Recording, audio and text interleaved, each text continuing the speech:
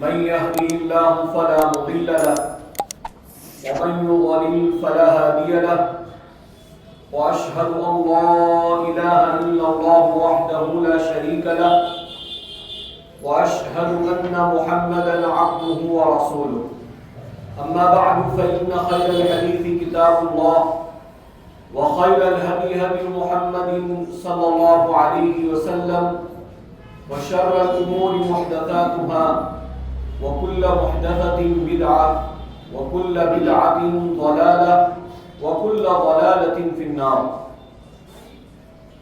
أعوذ بالله السميع العليم من الشيطان الرجيم. بسم الله الرحمن الرحيم. يا أيها الذين آمنوا كتب عليكم الصيام كما كتب على الذين من قبلكم لعلكم تتقون. برادران اسلام، بزرگوں، نوجوان بھائیوں، چھوٹے پیارے معصوم بچوں، ہماری مائیں اور بہنیں، یہ مہینہ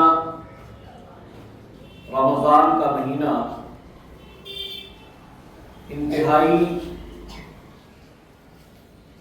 بابرکت مہینہ ہے. فضائل کا مہینہ، زیادہ سے زیادہ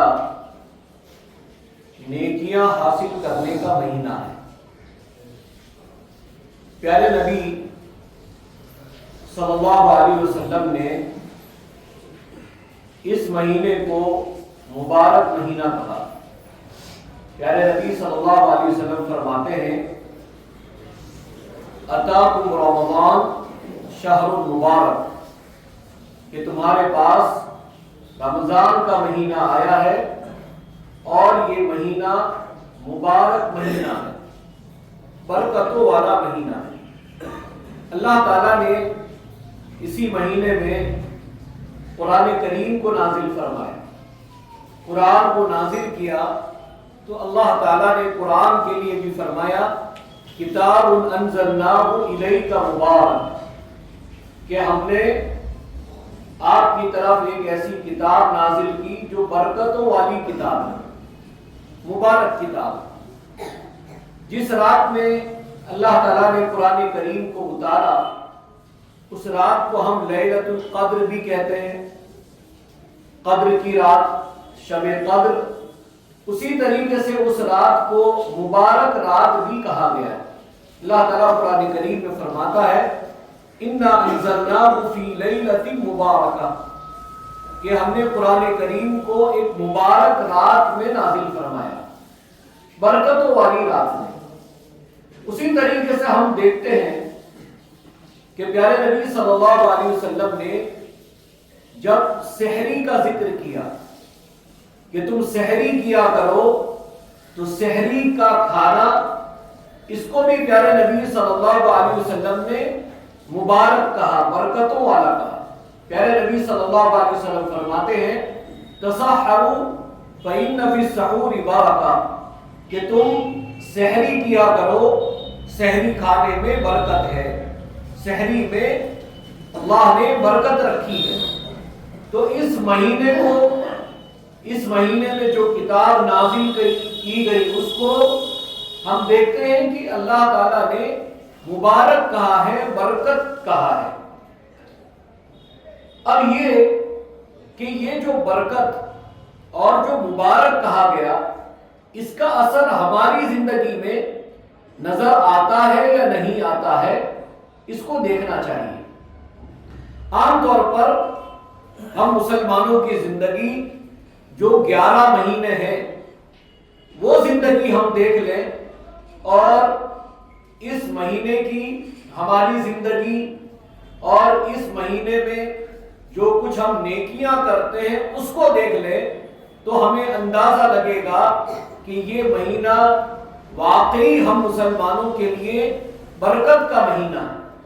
چاہے ہم عبادت کے اعتبار سے دیکھ لیں تو ہماری عبادتیں اس مہینے میں دوسرے مہینے سے کہیں زیادہ بڑھ جاتی ہیں. ہم زیادہ اللہ کی عبادت میں لگ جاتے ہیں۔ اسی طریقے سے انسان اپنے گناہوں پر اگر نظر ڈالے تو ایک شخص جو عام زندگی میں اور پورے سال بھر جو گناہ کرتا ہے لیکن اس میں بھی اتنا ڈر، اتنا خوف اللہ کا پیدا ہو جاتا ہے کہ وہ شخص اس مہینے میں کم از کم یا تو اپنے گناہ کو چھوڑ دیتا ہے یا جو وہ گناہ کر رہا ہے اس گناہ کو کم کر دیتا ہے اور گناہوں سے رک جاتا ہے۔ اسی طریقے سے ہم دیکھتے ہیں انسان کی اپنی زندگی، جہاں صبر کا معاملہ آتا ہے تو صبر میں بھی آپ کو برکت نظر آئے گی کہ ایک انسان عام دنوں میں جیسے اپنے معاملات میں، بات چیت میں، لوگوں کے ساتھ مسئلے مسائل میں اور بہت کچھ ادھر ادھر جو اختلافات ہوتے ہیں اس میں وہ اتنا صبر نہیں کر پاتا ہے، لیکن رمضان کا مہینہ آتا ہے انسان صبر کر لیتا ہے، صبر کر لیتا ہے، اپنے آپ کو روک لیتا ہے، کوشش کرتا ہے کہ اس مہینے میں کم از کم اپنے آپ کو وہ گناہوں سے بچا لے، لڑائی جھگڑے سے بچا لے، اپنے آپ کو گالی گلوچ سے، لوگوں کے ساتھ بدتمیزی کرنے سے رک جائے۔ تو انسان کی زندگی میں یہاں پر بھی برکت نظر آتی ہے۔ یہ جو مہینہ ہے میرے بھائیوں، ہم اور آپ جانتے ہیں رمضان کا مہینہ، اور رمضان میں ہم روزے رکھتے ہیں۔ روزے کو عربی زبان میں صوم کہا جاتا ہے یا صیام کہا جاتا ہے۔ تو صوم اور صیام کا معنی یہی ہے کہ انسان اللہ تعالیٰ نے جو چیزیں منع کی ہے، جن چیزوں سے اللہ تعالیٰ نے ایک بندے کو روکا ہے اس سے ایک بندہ رک جائے، اسی کا نام صیام ہے، اسی کا نام روزہ ہے، اور یہی تعلیم ہم کو دی گئی ہے۔ لیکن ہم دیکھتے ہیں کہ ہم اور آپ جن چیزوں سے اللہ نے رمضان کے مہینے میں ہم کو روکا ہے ہم ان سے رک جاتے ہیں، لیکن پوری زندگی اللہ تعالیٰ نے ہم کو جن چیزوں سے روکا وہ ہم ان چیزوں سے نہیں رکتے ہیں، وہ اثر ہماری زندگی میں نظر نہیں آتا۔ رمضان کے مہینے میں انسان لڑنے سے باز آ جاتا ہے، چلو نہیں لڑوں گا۔ رمضان کے مہینے میں انسان دوسرے گناہوں سے رک جاتا ہے کہ نہیں چلو گناہ نہیں کروں گا، لیکن رمضان کے بعد وہ چیز نظر نہیں آتی ہے، جبکہ اللہ تعالیٰ نے جن چیزوں سے ایک بندوں کو روکا ہو، جو چیزیں اللہ تعالیٰ نے حرام کی ہو، اس سے ایک بندے کو رک جانا چاہیے، اپنی زندگی کے اندر تبدیلی پیدا کرنی چاہیے۔ روزہ جس کے متعلق آپ کے سامنے قرآن کریم کی آیت پڑھی گئی کہ یا ایھا الذین آمنوا کتب علیکم الصیام کما کتب علی الذین من قبلکم لعلکم تتقون۔ اے ایمان والو، اللہ نے تمہارے اوپر روزے فرض کیے ہیں تمہارے اوپر جیسا تم سے پہلے بھی فرض تھے۔ اللہ تعالیٰ نے جیسا تمہارے اوپر روزے فرض کیے ہیں، پہلے جو امتیں گزری ہے ان پر بھی روزے فرض تھے، لیکن ان روزوں کا مقصد کیا ہے؟ لعلکم تتقون، کہ تم پرہیزگار بن جاؤ۔ تقوی انسان کی زندگی میں تبدیلی پیدا کرتا ہے، تقوی انسان کو گناہوں سے روکتا ہے، تقوی انسان کو نیکیوں پر ابھارتا ہے، اچھے کام پر ابھارتا ہے، خیر کے کام پر ابھارتا ہے۔ اگر ایک انسان روزہ رکھتے ہوئے نیک کام نہ کر سکتا، نیک کام کرنے کی اسے توفیق نہ ملے، روزہ رکھتے ہوئے انسان لوگوں کے ساتھ بھلائی کا معاملہ نہ کر سکتا ہو، روزہ رکھتے ہوئے انسان اللہ کی عبادت ہی نہ کر سکتا ہو۔ بہت سارے روزے دار ایسے ہیں، پیارے نبی صلی اللہ علیہ وسلم فرماتے ہیں کہ ان روزے داروں کو سوائے بھوک اور پیاس کے کچھ نہیں ملتا۔ یعنی کچھ لوگ ایسے بھی ہیں جن کو بھوک اور پیاس کے علاوہ کچھ نہیں ملتا، یعنی پورا روزہ ان کا یہ تھا کہ صبح سے لے کر شام تک، سحری سے لے کر افطار تک وہ بھوکے رہے، پیاسے رہے، بس انہوں نے اتنا ہی کام کیا اور اس کے علاوہ کسی چیز سے اپنے آپ کو روک نہیں سکے۔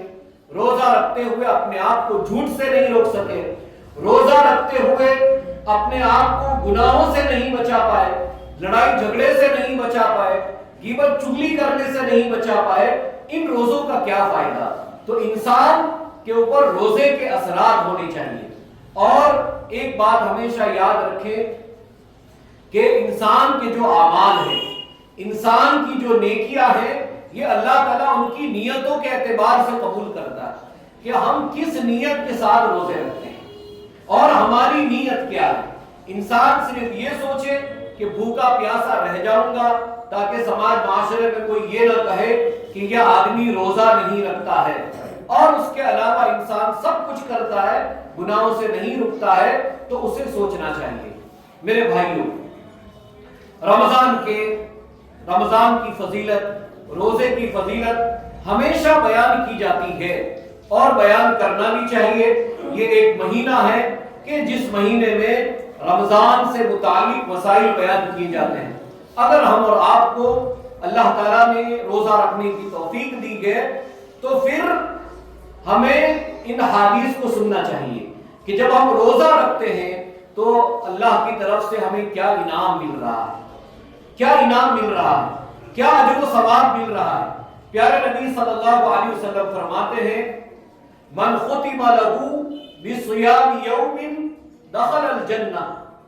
اتنی بڑی فضیلت ہے کہ پیارے نبی صلی اللہ علیہ وسلم فرماتے ہیں، مسند البزار کی یہ روایت ہے، علامہ البانی رحمت اللہ علیہ نے اس حدیث کو صحیح قرار دیا ہے، کہتے ہیں کہ جس شخص کا انتقال روزے کی حالت میں ہو جائے، جس شخص کا انتقال روزے کی حالت میں ہو جائے، پیارے نبی صلی اللہ علیہ وسلم کہتے ہیں وہ جنت میں داخل ہوگا۔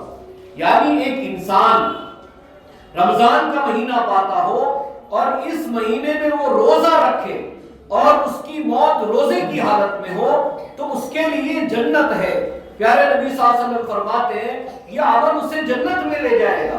اور ہم اور آپ سوچیں کہ کتنے بد نصیب ہوں گے ایسے لوگ جن کو اللہ تعالیٰ نے روزہ رکھنے کی بھی طاقت دی، انہیں کوئی بیماری نہیں ہے، ان کو کوئی پریشانی نہیں ہے، لیکن اس کے باوجود بھی وہ روزہ نہیں رکھتے ہیں، اور کہیں اللہ نہ کرے ایسا ہو کہ ان کی موت ہو جائے، وہ اس دنیا سے چلے جائے تو آخر ان کی موت کس حالت میں ہوگی۔ اسی طریقے سے اللہ تعالیٰ نے روزے داروں کو ایک خاص انعام دیا ہے جو قیامت کے دن ان کو ملے گا۔ قیامت کے دن ان کو ایک خاص انعام ملے گا کہ یہ کہ روزے دار کے لیے اللہ تعالیٰ نے جنت میں ایک خاص دروازہ رکھا ہے۔ جنت کے 8 دروازے، یہ بات سمجھنا چاہیے کہ جنت میں 8 دروازے ہیں جنت کے، اور ان 8 دروازوں میں سے ایک دروازہ ہے ریان، ایک دروازہ ہے ریان، اور یہ وہ دروازہ ہے کہ جس سے روزے دار داخل ہوں گے۔ یعنی روزہ رکھنے والا شخص جنت میں اس دروازے سے داخل ہوگا۔ یہ دروازہ خاص کر دیا گیا ہے کہ اس دروازے سے روزے دار داخل ہوں گے۔ اسی طریقے سے پیارے نبی صلی اللہ علیہ وسلم فرماتے ہیں میرے بھائیوں، یہ جو ہم روزہ رکھتے ہیں، صبح سے لے کر شام تک جو ہم بھوکے پیاسے رہتے ہیں اور اس میں جو ہم اللہ کی عبادت کرتے ہیں، اپنے آپ کو جو ہم گناہوں سے بچا کر کے رکھتے ہیں، یہ روزہ معمولی نہیں ہے۔ پیارے نبی صلی اللہ علیہ وسلم فرماتے ہیں الصیام والقرآن یشفعان للعبد یوم القیامہ، کہ دیکھو روزہ اور قرآن، یعنی روزے رکھنا اور قرآن کریم کی تلاوت کرنا، قرآن کو پڑھنا، یہ قیامت کے دن بندے کے لیے سفارش کریں گے۔ یعنی قرآن اور یہ روزہ کل قیامت کے دن اللہ تعالیٰ سے کہیں گے کہ اے اللہ، یہ تیرا بندہ صبح سے لے کر شام تک بھوکا تھا، اس نے تیری باتوں پر عمل کرتے ہوئے تیرا یہ بندہ بھوکا پیاسا رہا، اس نے تیرے نبی کی بات پر عمل کیا۔ یعنی یہ روزہ سفارش کرے گا قیامت کے دن کہ نہیں، یہ تیرا بندہ ہے، اس بندے نے بھوکے پیاسے رہ کر اپنا رمضان گزارا ہے، اس نے روزہ رکھا۔ اسی طریقے سے قرآن کریم ہم دیکھتے ہیں اللہ کے فضل و کرم سے خوشی کی بات ہے کہ ایک مسلمان عام دنوں میں تو قرآن نہیں پڑھتا ہے، قرآن ہم کھولتے ہی نہیں ہیں، قرآن کی ہم تلاوت ہی نہیں کرتے۔ خوش نصیب ہوں گے ایسے لوگ کہ جن کے گھروں میں رمضان کے علاوہ بھی قرآن پڑھا جاتا ہو، جن کے گھر میں لوگ قرآن کی تلاوت رمضان کے علاوہ بھی کرتے ہو، خوش نصیب ایسے ہوں گے ایسے لوگ۔ اور بہت سارے لوگ ایسے بھی ہیں جو بد نصیب ہیں، بد نصیب ہے کہ ان کو رمضان میں بھی توفیق نہیں ملتی ہے۔ رمضان میں بھی کچھ لوگ وہ ہیں جو کاروبار میں اتنا بزی ہو جاتے ہیں، اپنے کام دھندے میں اتنا بزی ہو جاتے ہیں کہ اس سے وہ وقت نکال نہیں پاتے کہ لاؤ قرآن کریم کی تلاوت کر لیں۔ اور کچھ لوگ ایسے ہیں جن کے پاس کوئی کام نہیں ہے، کوئی کام نہیں ہے، بیٹھے ہوئے ہیں، کوئی کام دھندا نہیں ہے، پھر بھی قرآن کریم نہیں پڑھ پاتے ہیں۔ کتنے افسوس کی بات ہے، ایک مسلمان کو غور کرنا چاہیے۔ یہ قرآن صرف رمضان کے لیے نہیں ہے، یہ قرآن ہماری پوری زندگی کے لیے ہے۔ ایک زندگی جینے کا ایک دستور ہے، قاعدہ ہے ایک قرآن۔ تو پیارے نبی صلی اللہ علیہ وسلم فرماتے ہیں الصیام والقرآن یشفعان للعبد یوم القیامہ، کہ یہ روزہ اور یہ قرآن بندے کے لیے قیامت کے دن سفارش کریں گے۔ اور ایک روزے دار کے لیے اس سے بڑا انعام کیا ہو سکتا ہے؟ اس سے بڑا انعام کیا ہو سکتا ہے کہ اللہ تعالیٰ کہتا ہے الصوم لی وانا اجزی بہ، کہ یہ میرا بندہ یہ روزہ میرے لیے رکھتا ہے تو اب اس کا بدلہ بھی میں دوں گا۔ یعنی روزے کا تعلق اور ایک بندہ جو روزے دار ہوتا ہے اس کا تعلق اللہ تعالیٰ کے ساتھ کیسا ہے کہ اللہ تعالیٰ کہتا ہے کہ یہ بندہ روزہ میرے لیے رکھتا ہے۔ اور واقعی روزہ بندے اور اللہ کے بیچ کا معاملہ ہے، کیونکہ کوئی انسان چپ کر کے اور کہیں پر کسی بند کمرے میں کچھ کھا پی لے تو یہ کوئی نہیں جانتا سوائے اس کے اور اللہ تعالیٰ، کوئی نہیں جانتا۔ انسان کب کہاں نکل کر کے بھوک لگی کھانا کھا لیا، پیاس لگی کچھ پی لیا، یہ انسان چپ کر کے کر سکتا ہے۔ یہ اس کے اور اللہ کے بیچ کا معاملہ ہے، کوئی نہیں جانتا۔ تو ایک بندہ جب روزہ رکھتا ہے اور اس کی نگاہ میں یہ ہوتا ہے کہ چلو بھائی لوگوں کے سامنے تو میں کھاؤں گا نہیں، ورنہ لوگ کہیں گے کہ بھائی رمضان کے مہینے میں روزے نہیں رکھتے ہو، لوگ ایسا کہیں گے۔ تو کچھ لوگ یہ بھی چلو لوگ برا کہیں گے تو کم سے کم کہیں کمرے میں بیٹھ کر کچھ کھا پی لے۔ لیکن ایک انسان کو جو ڈر ہوتا ہے، اللہ کا جو خوف ہوتا ہے، وہ یہ سوچتا ہے کہ نہیں اللہ تعالیٰ دیکھ رہا ہے، اللہ تعالیٰ دیکھ رہا ہے، اس لیے انسان کھانے پینے سے رک جاتا ہے کہ نہیں معاملہ اللہ کے ہاتھ میں ہے۔ تو اللہ تعالیٰ کہتا ہے الصوم لی وانا اجزی بہ، کہ یہ میرا بندہ یہ روزہ میرے لیے رکھتا ہے تو اس کا بدلہ بھی میں دوں گا۔ یعنی ایک تو فضیلت بیان کر دی، ایک روزے دار کو یہ ملے گا، اور ساتھ میں یہ کہ اللہ اور دے گا، کتنا اجر دے گا یہ کہا نہیں جا سکتا ہے، اللہ کے ہاتھ میں۔ اللہ بندے کو جیسا اس نے روزہ رکھا ہے اس کی اس کیفیت کے اعتبار سے اللہ تعالیٰ اس کو اجر دے گا۔ میرے بھائیوں، جب ہم نے یہ سنا اور ہم نے جانا کہ روزے کی اتنی فضیلت ہے تو پھر ہم مسلمانوں کو روزہ رکھنا ہے۔ روزہ آج بڑے افسوس کے ساتھ کہنا پڑتا ہے کہ بہت سارے لوگ بڑے ہو گئے، بالغ ہو گئے، اب عمر ہو گئی ہے 15 سال 20 سال 25 سال، لیکن روزہ رکھنے کی توفیق نہیں۔ آخر کیوں ہم روزہ نہیں رکھتے ہیں؟ کیا وجہ ہے؟ ایسی کیا پریشانیاں ہیں کیوں روزہ نہیں رکھتے ہیں؟ دو چیزیں سامنے آتی ہیں۔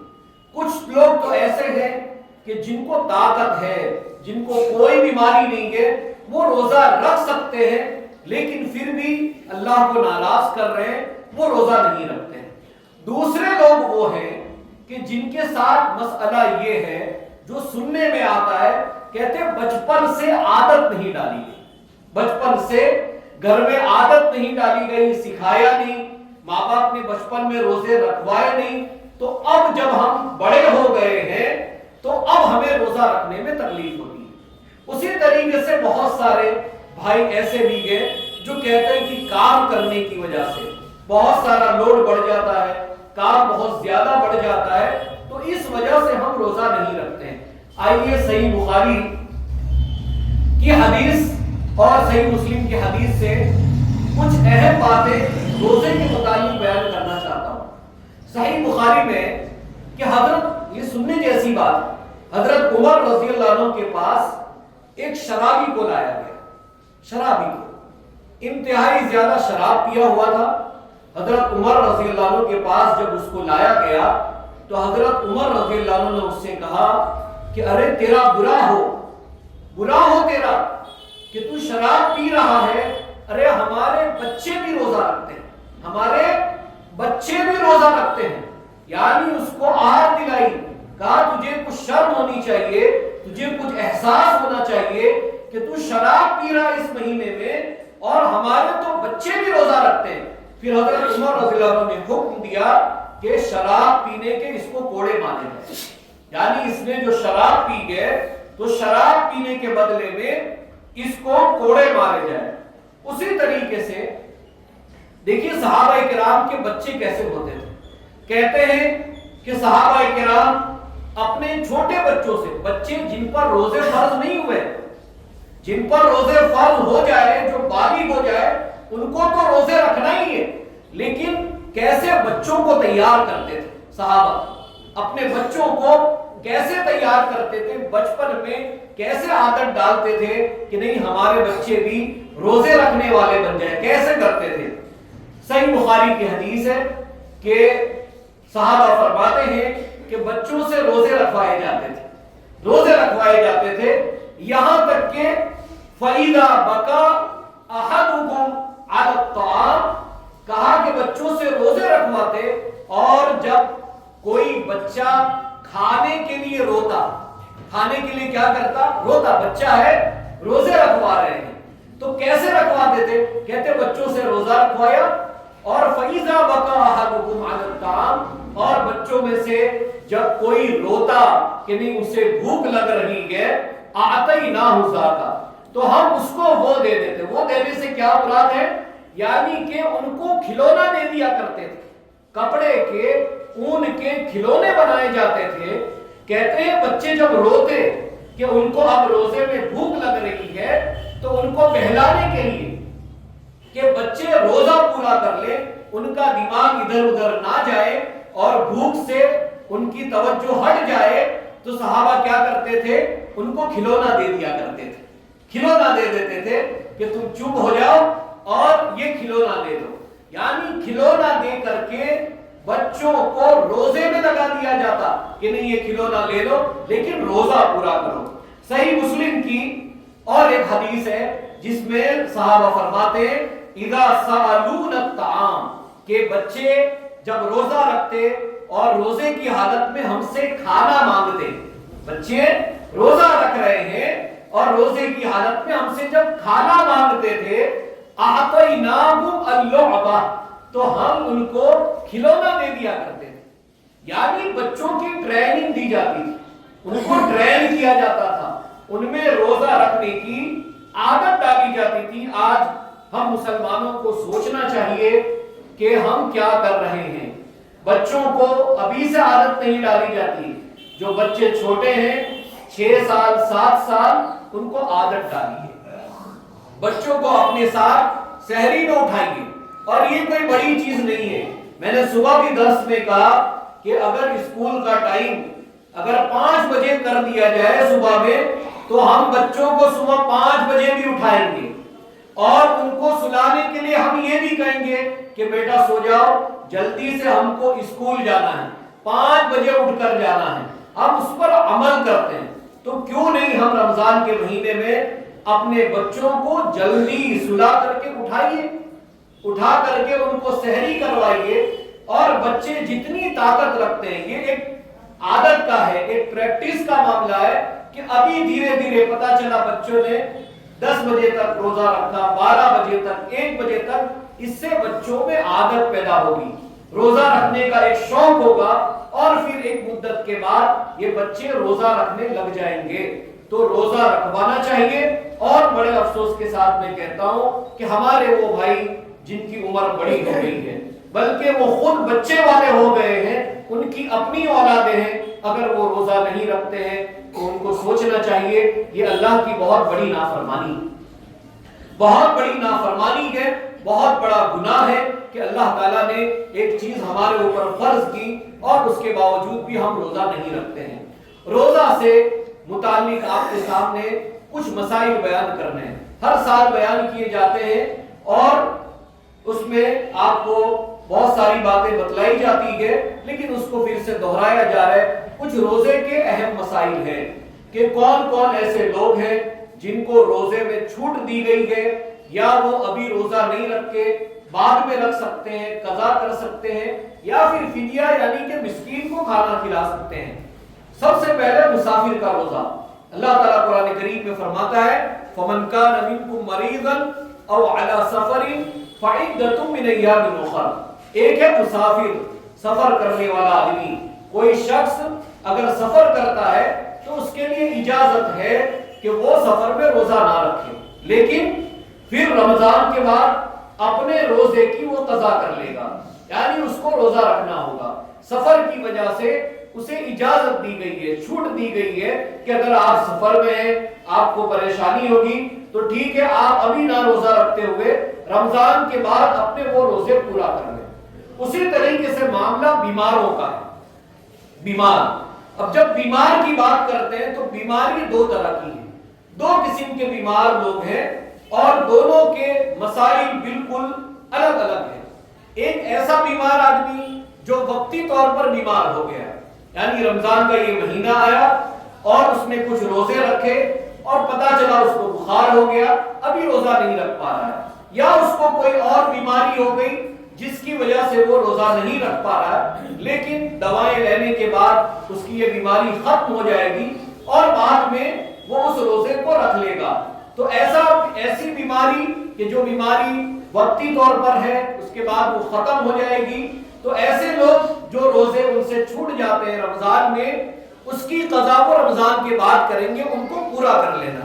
لیکن کچھ بیماریاں ایسی ہیں کہ جو بیماریاں ہمیشہ لگی رہتی ہیں، ہمیشہ، اور اس میں اگر ڈاکٹر کے بتائے جیسا ڈاکٹر نے بتلایا ہے کہ اس سے روزے دار کی جان کو خطرہ ہو سکتا ہے، دوا نہیں کھانے سے کسی کی جان کو خطرہ ہو سکتا ہے، کسی کی زندگی کو خطرہ ہو سکتا ہے، تو ایسا بیمار آدمی کہ جو اس کی بیماری کی وجہ سے روزہ نہیں رکھ پائے گا، یا اس کی جو بیماریاں ہیں اس میں جو گولیاں دوائیں اس کو دی جاتی ہے، وہ دوائیں اگر وہ اس حال میں نہ کھائے تو نہ کھانے کی وجہ سے اس کی زندگی کو خطرہ ہو سکتا ہے، یا انسان کی بیماری اور بڑھ سکتی ہے۔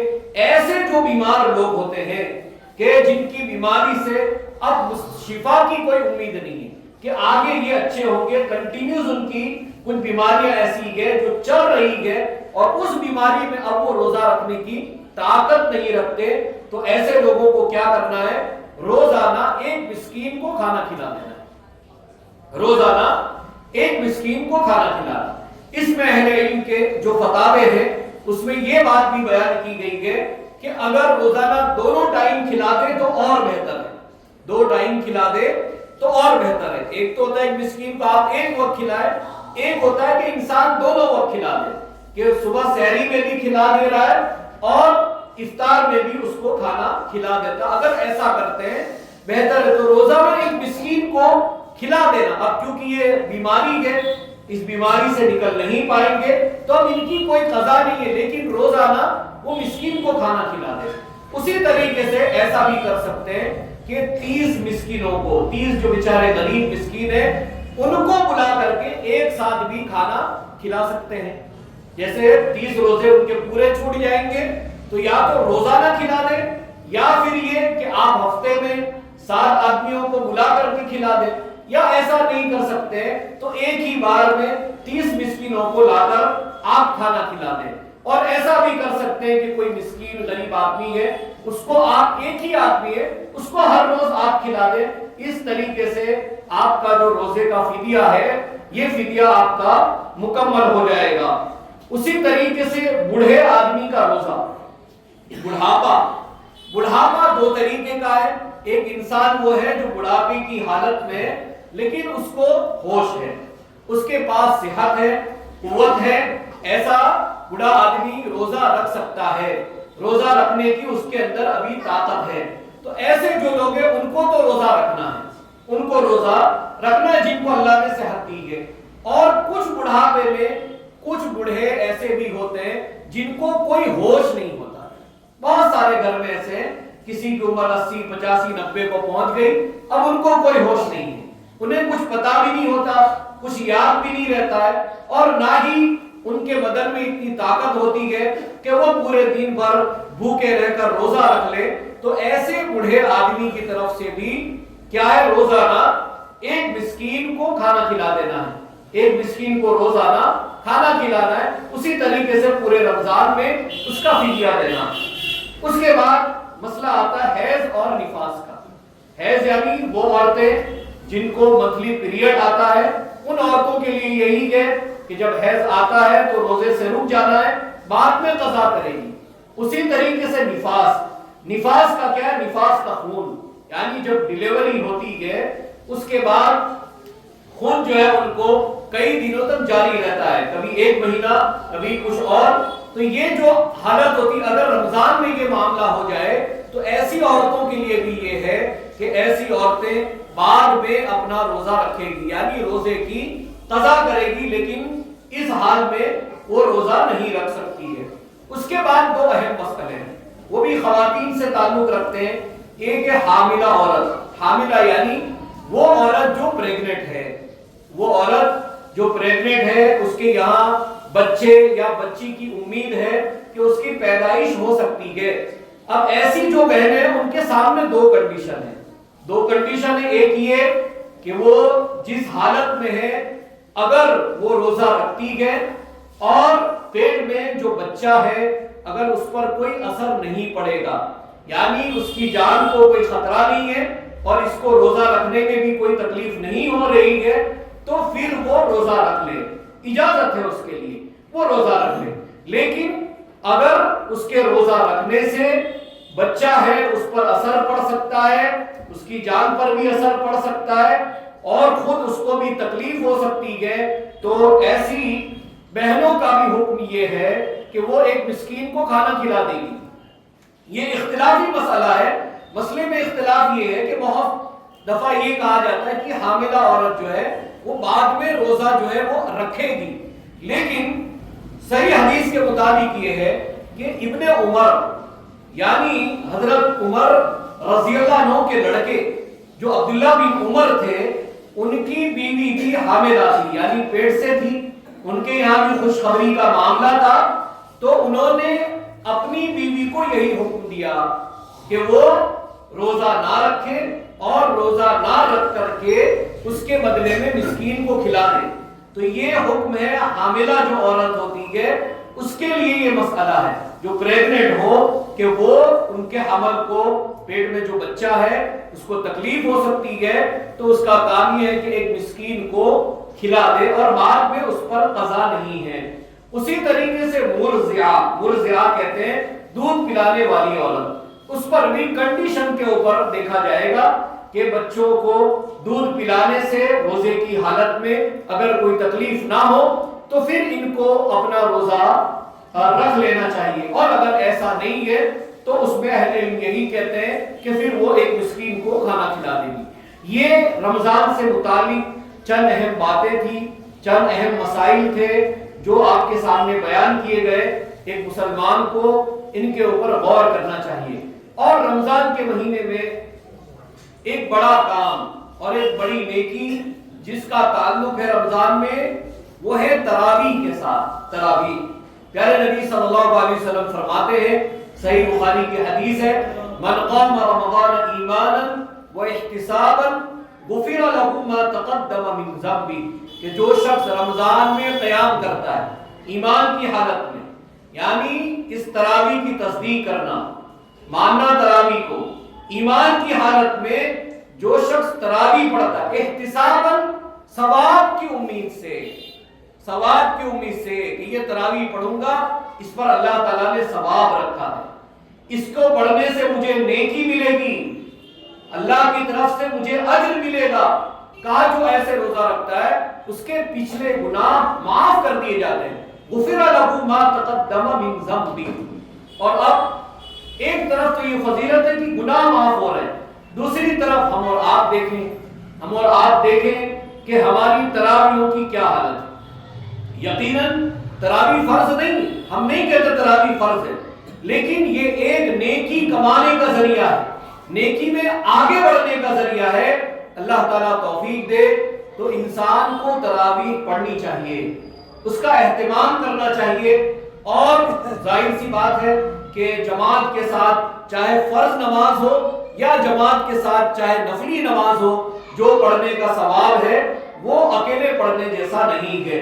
تو اس پر بھی کوشش کرنا چاہیے کہ ہم جماعت کے ساتھ تراویح میں حاضر ہوں۔ اس کے دو فائدے ہیں، ایک تو یہ کہ انسان کو جماعت کے ساتھ تراویح پڑھنے مل رہی ہے، دوسرا یہ کہ تراویح میں جو قرآن ہم سنتے ہیں، قرآن جو پڑھا جاتا ہے اسے سننے کا موقع ملتا ہے کہ نہیں، ایک انسان ساتھ میں قرآن کریم کو سن بھی لیتا ہے۔ تو اس پر غور کرنا چاہیے۔ بہت جگہوں پر دیکھنے میں آتا ہے اور بڑا افسوس ہے کہ ان مسلمانوں کو نہ کوئی سمجھانے والا ہے، یا سمجھاتے ہیں تو یہ مانتے نہیں ہیں۔ کہیں پر 3 دن کی تراویح ہو رہی ہے، کہیں 6 دن کی ہو رہی ہے، کہیں 10 دن کی ہو رہی ہے، اور انسان یہ سمجھتا ہے کہ اتنا کر لیا ہمارا کام ہو گیا۔ میرے بھائی ایسا نہیں ہے۔ اصل جو تراویح کا ثواب ہے وہ ملے گا آپ کو پورے رمضان تراویح پڑھنے سے، پورے رمضان تراویح پڑھنے سے ثواب ملے گا۔ ہم اور آپ یہ سوچ لیں کہ 2-3 دن میں ادھر ادھر کا ختم کروا کر کے پھر بیٹھ جائے، یا بہت سارے لوگ یہ کہ بہت سارا کام رہتا ہے تو 3 دن 6 دن 8 دن 10 دن میں ختم کر دی، اور ان 6 دن 8 دن 10 دن میں قرآن کیسے پڑھا جاتا ہے یہ بھی ہم اور آپ سب جانتے ہیں، کس تیزی سے پڑھا جاتا ہے۔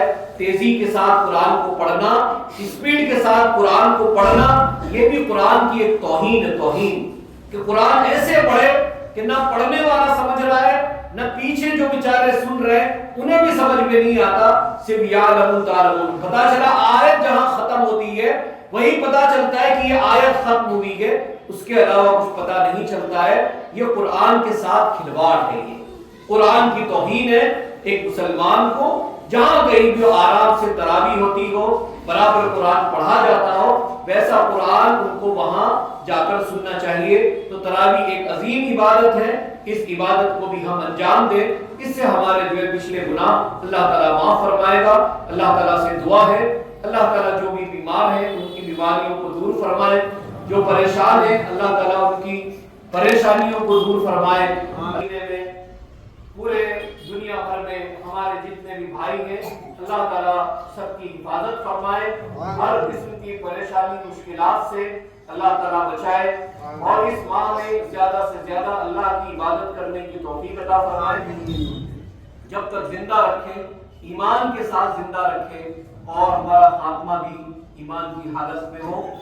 اقول قولی ھذا استغفر اللہ لی ولکم ولسائر المسلمین من کل ذنب واستغفروہ انہ ھو الغفور الرحیم۔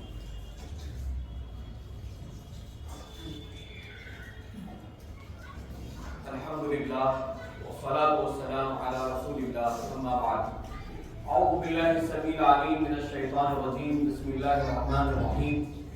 ان اللہ وملائکتہ یصلون علی النبی یا ایھا الذین آمنوا صلوا علیہ وسلموا تسلیما۔ اللهم صل على محمد كما صليت على إبراهيم وعلى آل إبراهيم إنك حميد مجيد۔ اللهم بارك على محمد وعلى آل محمد كما باركت على إبراهيم وعلى آل إبراهيم إنك حميد مجيد۔ إن الله يأمر بالعدل والإحسان